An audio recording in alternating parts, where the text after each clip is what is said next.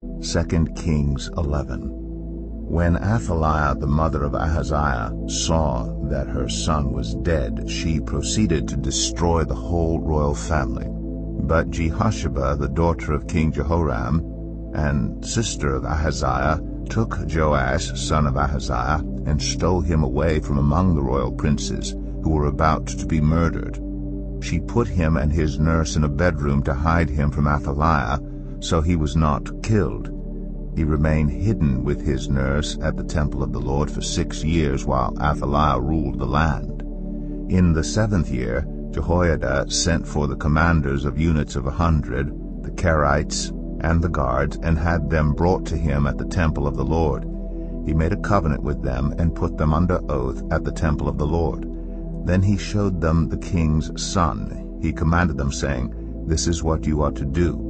You who are in the 3 companies that are going on duty on the Sabbath, a third of you guarding the royal palace, a third of you at the Sur gate, and a third at the gate behind the guard, who take turns guarding the temple. And you who are in the other 2 companies that normally go off Sabbath duty are all to guard the temple for the king. Station yourselves around the king, each of you with weapon in hand. Anyone who approaches your ranks is to be put to death. Stay close to the king wherever he goes." The commanders of units of 100 did just as Jehoiada the priest ordered.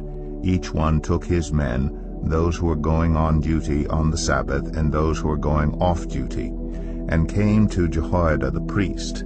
Then he gave the commanders the spears and shields that had belonged to King David and that were in the temple of the Lord. The guards, each with weapon in hand, stationed themselves around the king, near the altar and the temple from the south side to the north side of the temple. Jehoiada brought out the king's son and put the crown on him. He presented him with a copy of the covenant and proclaimed him king. They anointed him, and the people clapped their hands and shouted, "Long live the king!" When Athaliah heard the noise made by the guards and the people, she went to the people at the temple of the Lord. She looked, and there was the king standing by the pillar as the custom was. The officers and the trumpeters were beside the king, and all the people of the land were rejoicing and blowing trumpets. Then Athaliah tore her robes and called out, "Treason! Treason!" Jehoiada the priest ordered the commanders of units of 100, who were in charge of the troops, "Bring her out between the ranks and put to the sword anyone who follows her." For the priest had said, "She must not be put to death in the temple of the Lord." So they seized her as she reached the place where the horses enter the palace grounds, and there she was put to death.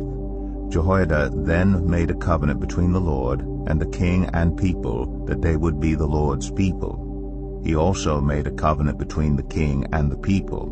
All the people of the land went to the temple of Baal and tore it down. They smashed the altars and idols to pieces and killed Mattan, the priest of Baal, in front of the altars. Then Jehoiada the priest posted guards at the temple of the Lord. He took with him the commanders of hundreds, the Kerites, the guards, and all the people of the land, and together they brought the king down from the temple of the Lord and went into the palace, entering by way of the gate of the guards. The king then took his place on the royal throne. All the people of the land rejoiced, and the city was calm because Athaliah had been slain with the sword at the palace. Joash was 7 years old when he began to reign.